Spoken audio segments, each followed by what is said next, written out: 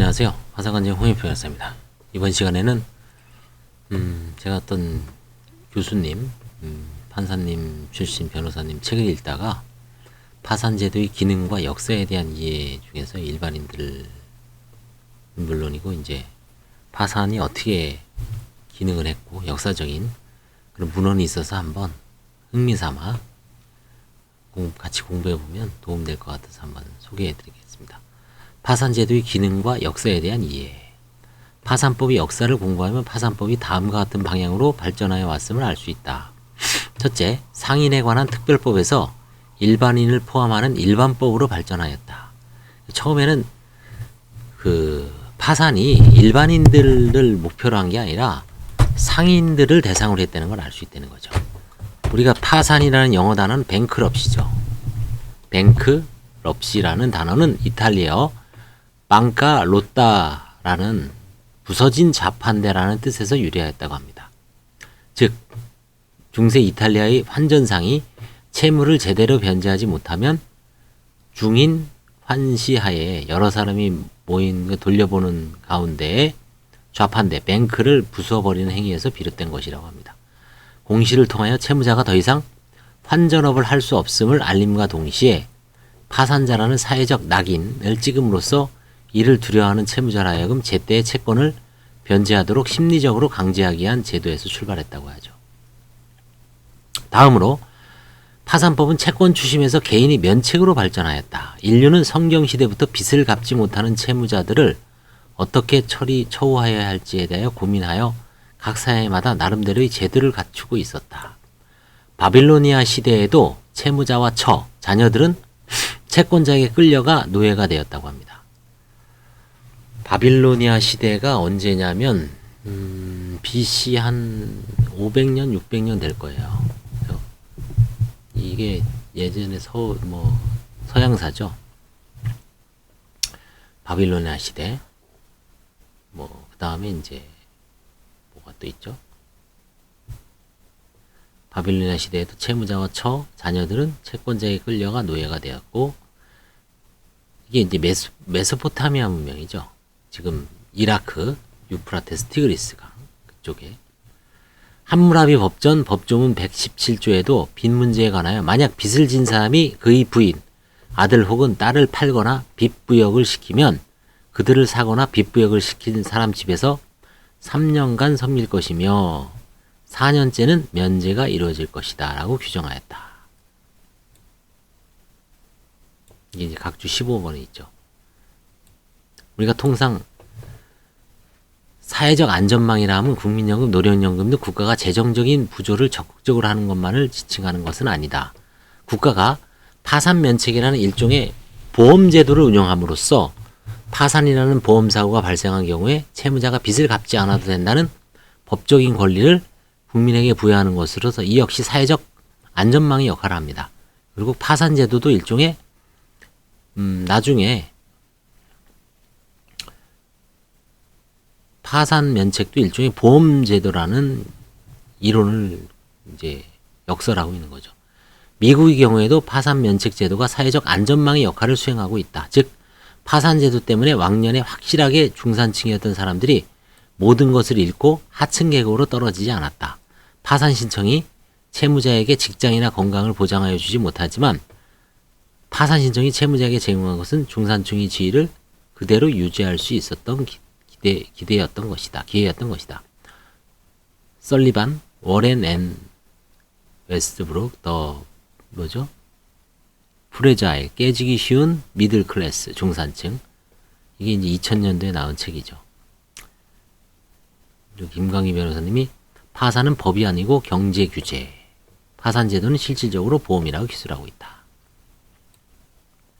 그다음에 더글라스 G 베어드라는 미국 파산법 요소. 이거 이제 김광희 변호사님이 번역한 책. 저도 이제 중간에 좀 보다 말았는데 미국 파산법도 1861년 1861면 언제입니까? 남북전쟁 개전 당시죠.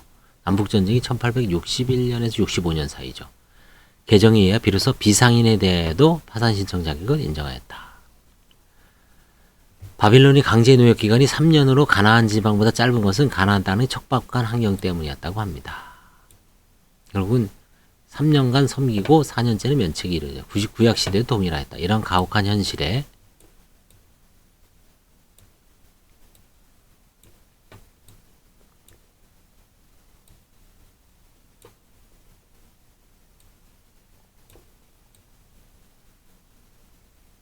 약간 가혹한 현실에 대하여 구약성서 뭐 기독교 개신교라든가 이제 뭐 개신교도 물론이고 이제 카톨릭 구교까지 포함해서 이제 구약성서가 경전이죠. 그래서 구약성서에 아마 신명기라고 있답니다. 신명기에는 이스라엘 백성으로 하여금 7년에 한 번씩 빚을 탕감해주고 7번째 돌아오는 안식년이 다음에, 그러니까 7, 7에 49죠. 7년, 그 다음에 8에서 13, 이렇게 해서 7번째, 7년씩 7번째 돌아온 다음 해가 이제 50주년이죠. 50주년인 희년, 이걸 주빌리라고 합니다. 주빌리라는 단어는 일반 입장에서는 주빌리 은행을 들어봤을 거예요. 그게 이제 희년에는 빚탕감 외에 노예를 고향으로 보내고 가난으로 토지를 팔았던 원주민에게 토지를 되돌려 주도록 명하고 있다. 각주 17번부죠. 이게 열왕기 하에도 있답니다. 그 다음에 레위기 25장 8절에서 12절, 신명기 15장 1절에는 7년에 한 번씩 남의 빚을 삭쳐 주어라. 삭쳐 주어라는 게 이제 뭐 탕감해 주어라 이런 뜻인 것 같아요. 이 명령은 2000년 후 미국 파산법 727조 A 9를 거쳐 한국 땅으로 건너와 우리나라 채무자회생 및 파산에 관한 법률 564조 제1항 4호 7년 내 재면책 금지죠. 이게 제가 늘 강조하는 게 파산 면책이 몇 개가지, 면책 불허가 사유가 10가지가 있다 그랬죠. 근데 일정한 기간 내에 파산 면책 받은 사실이 뭡니까? 면책 불허가죠. 근데 그러니까 개인회생으로 면책 받은 경우는 5년, 개인 파산으로 면책 받은 경우는 7년 내에 재면책 금지하죠. 그러니까 7년마다 면책을 해줄 수가 있다는 얘기. 이게 결국은 성경에서 유래됐다는 얘기죠. 레위기하고 신명기 7년마다 한 번씩 어떻게 해주는 얘기죠?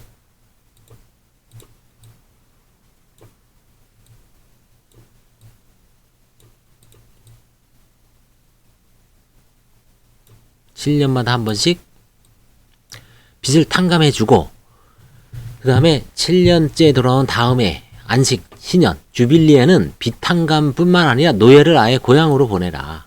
노예를 해방시키는 얘기죠. 그리고 가난으로 토지를 팔았던 원주민에게 토지를 되돌려 주도록 명하고 있습니다. 이게 열왕기, 레위기, 신명기에 성경의 구약성서에도 나온다는 얘기죠.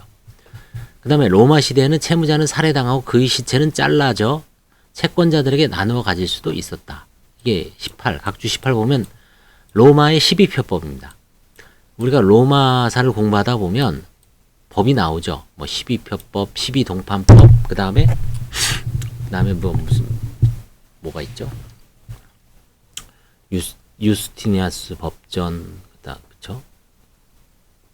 로마도 이제 법률이 되게 발전한 나라죠. 그쵸? 쭉 나옵니다. 그래서 로마 시대에도 이 채권자가 채무자를 살해할 수도 있었다는 얘기죠. 시체는 잘라져 채권자들이 나뉘어 가질 수도 있다. 복수하는 거죠. 빚을 안 갚은. 되게 가혹하죠. 우리나라 조선조 때는 어떻게 되냐? 조선 왕조의 기본 법전은 경국대전이죠. 호전, 이호, 예병, 형공, 이 육전 체제에서 호전이라는 게 이 재산, 조세, 그 다음에 조세와 관련되는 거죠. 호전에는 채무의 징수라 하여 징채라 하여 관청과 개인이 묵은 빚을, 이거는 숙채라고 합니다. 숙채를 진 자에 대하여는 설사 본인이 사망하였다고 하더라도 아내나 자식에게 재산이 있는 경우에는 받아내는 것을 허락하였다. 그렇죠? 그 자식, 식구, 그죠? 윤국일 원금, 신편, 경국대전, 그죠? 경국대전에 이런 가혹한 조치가 있었답니다. 본인이 빚을 못 갚으면 배우자하고 자식까지도 재산이 있으면 받아내는 것을 허락하였다고 합니다.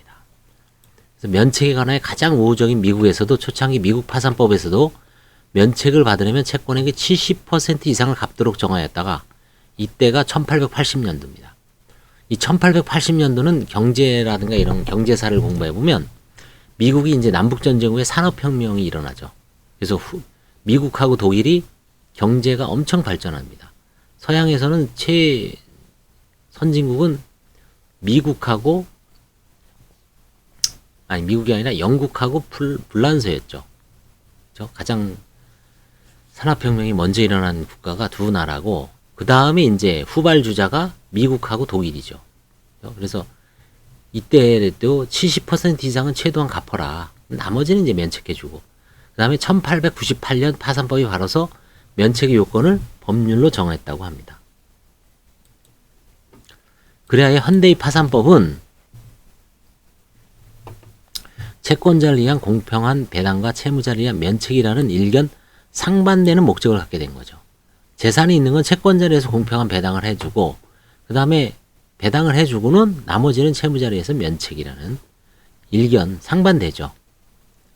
파산법은 경제 변동과 그에 따른 정치 상황에 민감하게 반응해야 하므로 개정 작업도 미리 준비해야 될 뿐 아니라 법원 실무 역시 당시 시대 상황에 맞도록 운영하여야 한다. 20번. 미국에서는 민주당이 집권하면 채무자에게 우호적으로 파산법이 개정되고, 지금은 조 바이든 대통령이죠. 민주당 정권이죠. 그러니까 지금은 채무자에게 우호적으로 뭔가 법령의 흐름이 되는 거고, 공화당이 집권하면 금융기관, 공화당은 이제 뭐 보수정당이죠. 보수정당은 전통적으로 보면 기업, 그렇죠? 개인의 어떤 경제적 자유, 작은 정부를 지향하고 기업한테 어떤 규제하는 것을 좀 싫어하죠. 정부는 좀 가급적 시장에 개입하지 마라. 그렇죠? 그게 이제, 그러니까 당연히 그게 이제 경제적 이념이죠. 정치 이념. 금융위원회는 우호적으로 개정된다. 채무자에게 우호적이었던 1978년 파산법은 민주당이 그때 지미 카터 대통령이 집권을 했죠. 그죠? 그 다음에 파산 신청을 제약하는 내용이 2005년 개정 파산법, 이걸 BAPCPA라고 합니다. 공화당이 그때, 요거는 아들 부시죠? 아버지 부시인가요? 2005년 개정법은 공화당이 아버지 부시인가? 아버지 부시겠네요. 부시 대통령이 법안에 서명하였다. 2005년 아버지 부시인지 아들 부시인지는 좀 잘 모르겠네요. 나중에 확인해 보십시오. 그래서 개인이 부채 처리는 시대적 운행 상황에 맞다 운영돼야 하고, 개인이 부채 처리 문제는 정치적으로 중요하기 때문에 과거 우리나라 박정희 정부 시절에는 박정희 대통령이 이제 박정희 소장이죠. 그 당시에 1960년 5.16 1961년이죠. 60년은 이제 4.19고 61년에 5월 16일에 군사정변, 군사쿠데타, 뭐 또 군사혁명이라고 할 수도 있죠. 그 입장에 따라서는 박정희 씨는 농가부채 탕감령을 공약으로 삼았답니다. 정치적인 차원에서 해결하고 했죠. 김대중 정부 시절에는 대기업의 구조적 문제를 재벌 간의 빅딜로 해결했죠. 그래서 삼성은 자동차에 손을 떼고, 삼성은 전자, 뭐 LG, 그 다음에 LG하고 어디죠? 그 반도체는 LG로 넘어갔죠. 다음에 현대 뭐 하이닉스, 현대 하이닉스는 SK로 넘어가고요. 그러나 부채의 규모가 커지고 채권자 및 채무자의 인원수가 급증하게 되자 정치적인 해결로 불가능함을 깨닫고, 노무현 이명박 정부에서는 신용회복위원회와 미소금융을 통한 개인의 신용대출과 채무탕감이라는 자율적인 협약을 통하여 문제를 해결하려고 했다. 오늘 뉴스 보십시오. 2조 3천억을 신용회복위원회를 통해서 금융협약으로 제의하겠다. 이게 결국 뭐냐면 나름대로 민주당에서 발표했어요. 더불어민주당에서. 결국은 이게 뭔가 대선에서 3월 9일 날 있는 대선에서 어떤 국민의 우호적인 그런 표를 얻기 위한 정책일 수도 있다라고 생각을 하죠. 그 다음에 이제 옛날에 여기서 빠졌지만 김영삼 정부 시절에 농어촌 부채 탕감 문제가 있었죠. 그렇죠? 항상 정치적인 겁니다. 뭔가 시끄럽게 구려야죠. 그 다음에 자, 이제 최근에 제가 어제 뭐 유튜브 방송에서도 했지만 2021년 12월 28일 날 채무자 회생법이 그 특별법인 학자금 상한 특별법 있죠. 취업 후 상한 학자금 특별법, 취업 후 상한 학자금 특별법.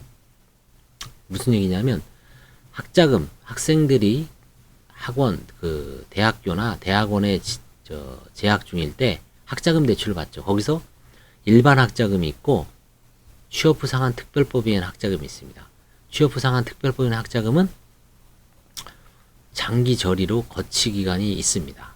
그리고 취업을 한 후에까지 취업한 후에 이제 갚죠. 그러다 보니까 이거는 이제 공적 자금이 들어가는 거예요. 국민 세금으로 운영되기 때문에 과거에는 개인회생에서는 면책을 허용했는데 개인 파산에서는 면책을 허용하지 않았죠. 그러니까 청년들 입장에서는 젊은 2030 입장에서는 좀 불합리했죠. 내가 능력이 안 되는데 뭐 파산을 했어요. 근데 저거는 면책을 안 해줘. 그걸 면책을 안 해줄 만한 뭐 특별한 이유는 없죠. 다 뭐 국민 세금은 안 들어가는 게 어딨어. 신보 기부도 다 국민 세금으로 운영되는 거 아니에요? 근데 면책해 주잖아요. 근데 왜 취업 후 상한 특별법만 그냥 학자금만 굳이 면책을 허용하지 않냐 이거죠. 그런 어떤 비판적 의견에 따라서 국회가 2021년 12월 28일 어제죠, 어제 삭제했습니다. 취업 후 상한 특별법에 의한 비면책 조항을. 그래서 결국은 채무자회생법은 2022년 1월 1일부터는 시행됩니다. 바로 3일 후부터 내일 모레. 오늘이 29일이죠. 30, 30일 내일 모레 글피. 정치적인 해결이죠. 그 뭐 잘 몰랐어요, 저희도. 어느새 그냥 뭐 박주민 의원이 12월 민생법안 한다 그래서 통과시켰죠. 그죠? 최근에 어떤 뭐 정치적인 상황도 이 정도로 이제 지금 이거를 읽은 이유가 이 정도로 어떻습니까?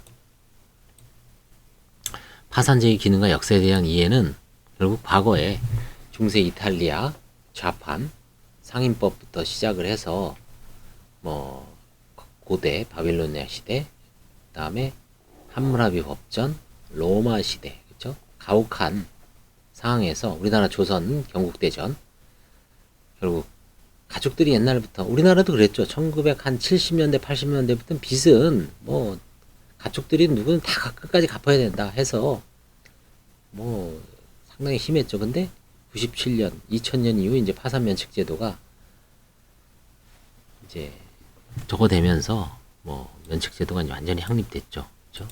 그래서 이런 어떤 역사 제가 책을 읽다가 보니까 뭐 이런 거를 크게 뭐 중요한 문제는 아니지만 매일 저희는 이제 뭐 파산 전문적으로 하기 때문에 가끔 이제 이런 거를 읽다가 보면 뭐 일반 시민들 아니면 뭐 이제 유튜브를 보시는 분들도 저런 게 있었구나. 그쵸? 나중에 이제 이런 아이디어 그쵸? 이게 성경에서는 유래된 제도구나. 7년. 희년이라는 게 주빌리가 77에 49 다음 해 50년째를 말하는구나. 50년째는 노예까지 해방되고 토지를 잃은 사람한테 토지까지 돌려줘라. 이게 벌써 수천 년 전에 성경, 레위기, 신명기, 열왕기에 그런 게 있었다니까 이 빚이라는 게 결국은 인류 역사상 늘 존재하는 거였죠. 보면 어떤 뭐 이게 생리적으로 인간의 어떤 숙명이라고 할 수도 있죠. 이게 사람마다 능력도 틀리고 습관도 틀리고 가족 수도 틀리고 또 신체적 상황도 틀리고 지적 능력도 틀리고 그렇죠?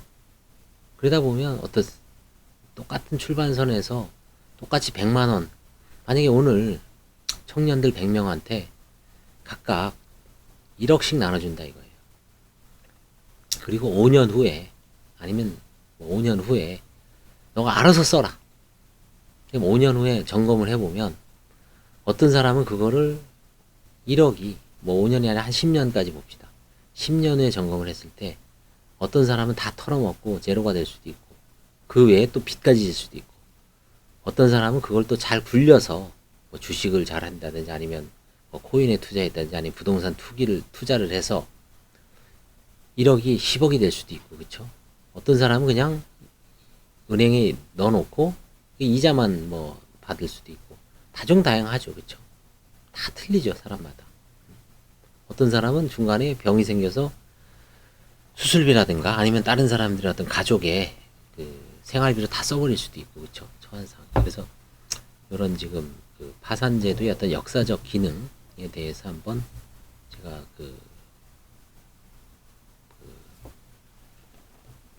본 문헌에 대해서 한번 생각을 해봤습니다. 아마 이번에 대선이 누가 될지 모르지만 3월 9일 날 이후에 되면 아마 이런 지금 우리나라가 지금 비상 상황이죠. 뭐 우리나라뿐만 아니라 전 세계가 코로나19로 인한 어떤 그 자영업자, 그다음에 가계 부채, 그다음에 이제 부동산 문제 이렇게 겹쳐서 어떤 시기든 파산 회생, 그렇죠? 뭐 기업 파산, 기업 회생, 일반 회생, 이 도산 제도가 이제는 상당히 정비돼 있죠. 우리나라도 뭐 100만 명 이상이 개인 파산 면책을 받았고 신용회복위원회도 워크아웃이나 이런 것, 뭐 프리워크아웃도 잘 정비돼 있기 때문에 이제 과거처럼 막 뭐 우왕좌왕하고, 그쵸?